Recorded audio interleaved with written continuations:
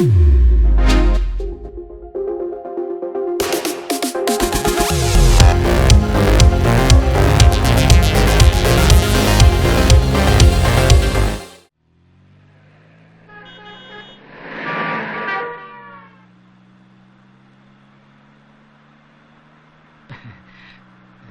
പരസ്പര ധാരണയുടെ അടിസ്ഥാനത്തിൽ പോകുന്നതാണ് നമുക്ക് രണ്ടുപേർക്കും നല്ലത്.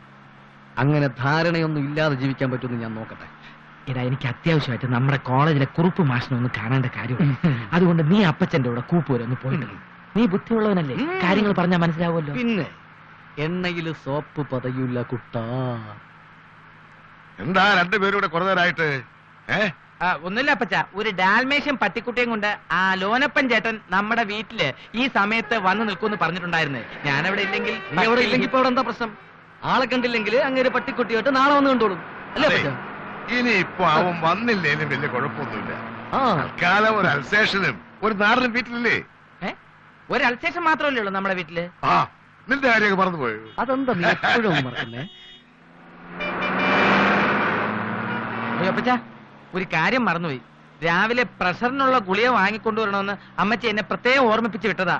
സമയത്ത് ഗുളിക കഴിക്കാതെ അമ്മച്ചി തലയിറങ്ങി വല്ലതും വീണ എനിക്ക് ഓർക്കാൻ കൂടി വയ്യ. അമ്മച്ചിക്കുള്ള ഗുളിക ഞാൻ വാങ്ങിച്ചു കൊടുത്തോളാം. അമ്മച്ചി കഴിക്കേണ്ട ഗുളിക ഏതെന്ന് നിനക്കറിയോ? ഗുളികയുടെ പേര് പറഞ്ഞു തന്നാൽ മതി, ഞാൻ പോയി വാങ്ങിച്ചോളാം. ഒരു ഗുളിക എന്നെ പല കമ്പനിക്കാർ പല പേരിൽ ഇറക്കുന്നുണ്ട്. പരസ്പരം ഗുളിക മാറിപ്പോയാൽ ആര് സമാധാനം പറയും? നീയോ? അങ്ങനെ പരസ്പരം മാറാൻ ഗുളികകൾ എന്താ ഇരട്ട കുട്ടികളോ?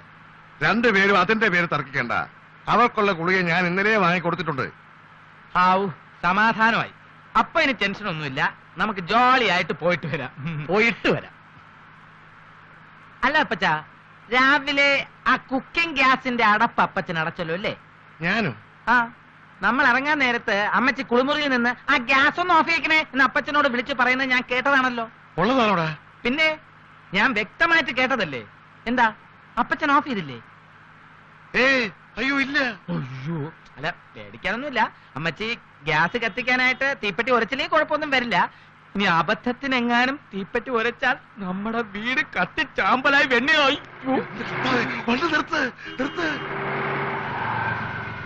തിരിച്ചു വീട്ടിലേക്ക് വിട്. വേണ്ട അപ്പച്ച, ഒരു നല്ല കാര്യത്തിന് ഇറങ്ങിയതല്ലേ. അപ്പച്ചൻ പൊക്കോ, ഞാനൊരു ഓട്ടോ പിടിച്ച് വീട്ടിൽ പോയി ഗ്യാസ് ഓഫ് ചെയ്തേക്കാം. ഒരു കാര്യം ചെയ്യാം, ഞാനും കൂടി വന്നു. നീ പോകണ്ട, അവൻ മാത്രം പോയാൽ മതി.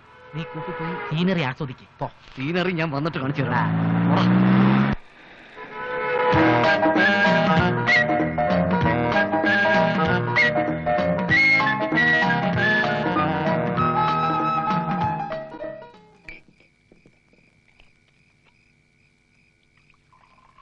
കോൾ അടിച്ചല്ലോ അപ്പച്ച.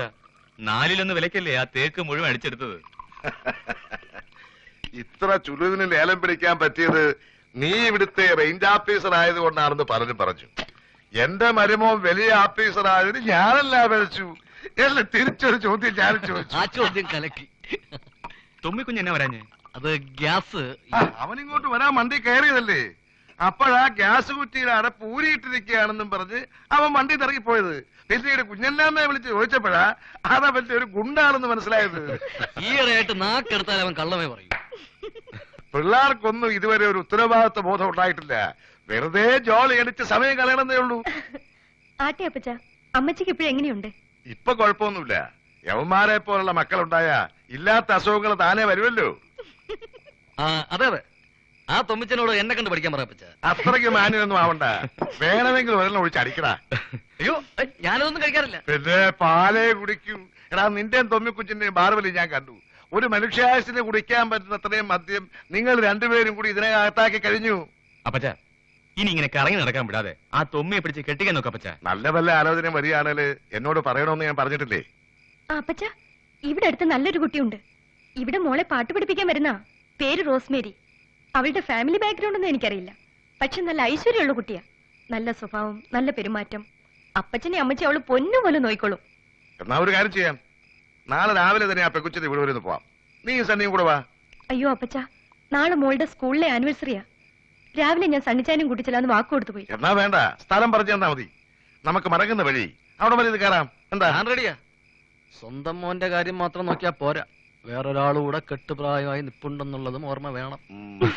നീ പേടിക്കണ്ട, നിങ്ങളുടെ രണ്ടുപേരുടെയും കല്യാണം ഒരേ ദിവസം തന്നെ നടത്താനാ ഞാൻ തീരുമാനിച്ചിരിക്കുന്നത്.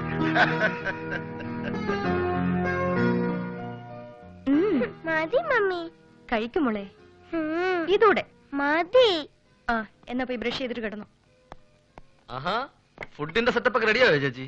എടാ ഉണ്ണി, ഏ ഞാൻ ഒരു കാര്യം ചോദിച്ചാൽ നീ സത്യം പറയണം. ചോദ്യം സത്യമാണെങ്കിൽ ഉത്തരവും സത്യമായിരിക്കും. ഇത് സത്യം. തൊമ്മിച്ചിന് ഏതെങ്കിലും പെമ്പിള്ളേരുമായിട്ട് വല്ല പ്രേമവും മറ്റോ ഉണ്ടോ? ഏയ്, എന്റെ അറിവിൽ അങ്ങനെയൊന്നുമില്ല. പിന്നെ ഈ ചക്കയൊക്കെ ചൂട് നോക്കും പോലെ ഇവന്റെയൊക്കെ മനസ്സ് ചൂട് നോക്കാൻ പറ്റുമോ ചേച്ചി? അല്ലെങ്കിൽ തന്നെ ഇവനാര് പ്രേമിക്കാൻ? അഥവാ ആരെങ്കിലും പ്രേമിച്ച ആ പെണ്ണിന്റെ അന്ത്യം. വേണ്ട വേണ്ട, ഏ നീ അവനെ അധികം കളിയാക്കൊന്നും വേണ്ട. എനിക്ക് അവനേക്കാൾ പേടി നിന്നെയാ. അയ്യേ ചേച്ചി, ഈ പെമ്പിള്ളാരുടെ പുറകെ വായി നോക്കി നടക്കാനൊന്നും എന്നെ കിട്ടത്തില്ല. ഈ പ്രേമം എന്നൊക്കെ പറയുന്നത് പൈങ്കിളി വാരികയിലെ തുടർക്കഥകൾ വായിച്ചു നടക്കുന്ന സ്വപ്നജീവിയൊക്കെ പറഞ്ഞിട്ടുള്ളതാ. ചേച്ചിക്കറിയോ, എന്റെ സങ്കല്പത്തിനനുസരിച്ചുള്ള ഒരു പെൺകുട്ടിയെ കിട്ടിയാൽ വീട്ടുകാരുടെ സമ്മതത്തോടെ കല്യാണം അപ്പൊ നടത്തി. നീ ഇത് പറയാൻ തുടങ്ങിയിട്ട് കാലം കുറയായല്ലോ. മാനിന്റെ മിഴിയും നെൽക്കതിരിന്റെ നൈർമല്യവും ആമ്പൽപ്പൂവിന്റെ ശാലീനതയും ഇതുവരെ ഒത്തു കിട്ടിയില്ലേ? അതിനുവേണ്ടിയുള്ള അന്വേഷണത്തിലല്ലേ ഞാൻ കല്യാണം കഴിക്കുകയാണെങ്കിൽ ശാലീന സുന്ദരിയായ ഒരു നാടൻ പെൺകുട്ടിയെ. ഒത്തു വന്നില്ലെങ്കിലോ? ഒത്തു വന്നില്ലെങ്കിൽ ഞാനൊരു നിത്യബ്രഹ്മചാരിയായി ഈ കടാപ്പുറത്തിങ്ങനെ പാടിപ്പാടി നടക്കും. കറുത്തമ്മ വരുന്നത് വരെ. അല്ല, എന്റെ മനസ്സിലുള്ളത് ഒരു വെളുത്തമ്മയാണ്.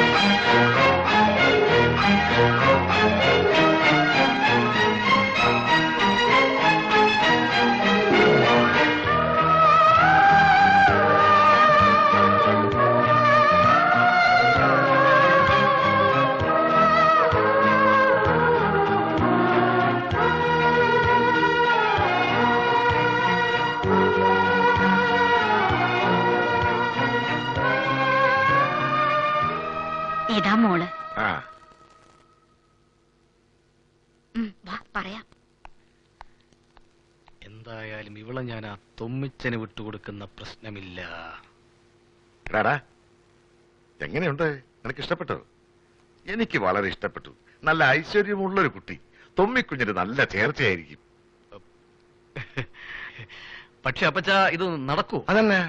അല്ല, തൊമ്മിച്ചനോട് ഇഷ്ടപ്പെടണ്ടേ? അതെന്നാടാ, പെണ്ണ് സുന്ദരിയല്ലേ? സുന്ദരിയൊക്കെ തന്നെ, അത് നമ്മുടെ കണ്ണിലല്ലേ. കൂടെ കിടക്കുന്നവനല്ലേ അപ്പച്ച രാപ്പനെ അറിയൂ. അവന്റെ മനസ്സിലുള്ള ഇതൊന്നുമല്ല. ഐശ്വര്യ റായിയും സുസ്മിതാ സെന്നും ഒക്കെയാ. അതൊക്കെ ആരാടാ? ഒന്ന് ലോകസുന്ദരി, ആ മറ്റത് ത്രിലോക സുന്ദരി. എന്റെ മോളെ, എനിക്ക് അപ്പൊ എന്നാ ചെയ്യണമെന്ന് ഒരു നിശ്ചയമില്ലായിരുന്നു. അപ്പനും മോനും കൂടി കേറി വന്നേച്ച് ചോദിക്കുവാ ഈ റോസ്മേരിയുടെ വീട് ഇതാണോന്ന്. അപ്പോഴേ എന്റെ പകുതി ജീവൻ അങ്ങ് പോയി. പിന്നെ വന്ന കാര്യം കൂടി പറഞ്ഞു കേട്ടപ്പോ എന്റെ കയ്യും അനങ്ങുന്നില്ല, കാലും അനങ്ങുന്നില്ല. ആ പിന്നെ ജോണിച്ചനും അപ്പനും ആണെങ്കിൽ സ്ഥലത്തും ഇല്ലല്ലോ. ആ ആലീസ് കുഞ്ഞ് ഈ വിവരം ഒന്ന് നേരത്തെ അറിയിച്ചിരുന്നെങ്കിൽ എന്തെങ്കിലുമൊക്കെ ഒന്ന് തയ്യാറാക്കി വെക്കാമായിരുന്നു. പിന്നെ ഞാൻ എന്തൊക്കെയോ കാട്ടിക്കൂട്ടി അവരുടെ മുമ്പിൽ കൊണ്ടുപോയി അങ്ങ് വെച്ചു. പേരെന്നതാന്നാ പറഞ്ഞേ? പേരോ? പുഞ്ചക്കാട്ട് കുരിശിങ്കൽ ഔസേപ്പച്ചനെന്ന് പറഞ്ഞാൽ ആരാ? റബ്ബറും കുരുമുളകും ഏലവും എല്ലാം കണ്ണെത്താ ദൂരം വരെ പരന്നു കിടക്കുകയാണെന്നാ കേട്ടിട്ടുള്ളേ. അതല്ല മകന്റെ പേര്. ഓ, അതൊന്നും ഞാൻ ചോദിച്ചില്ല. അല്ലെങ്കിൽ തന്നെ പേരിൽ എന്നായിരിക്കുന്നു? കോടീശ്വരനല്ലയോ? ആ, ഒക്കെ ഞാൻ വേളാങ്കണ്ണി മാതാവിനെ മുട്ടിപ്പായി പ്രാർത്ഥിച്ചതിന്റെ ഫലവാ. എന്നാ ഞങ്ങളങ്ങോട്ട് ഇറങ്ങുക.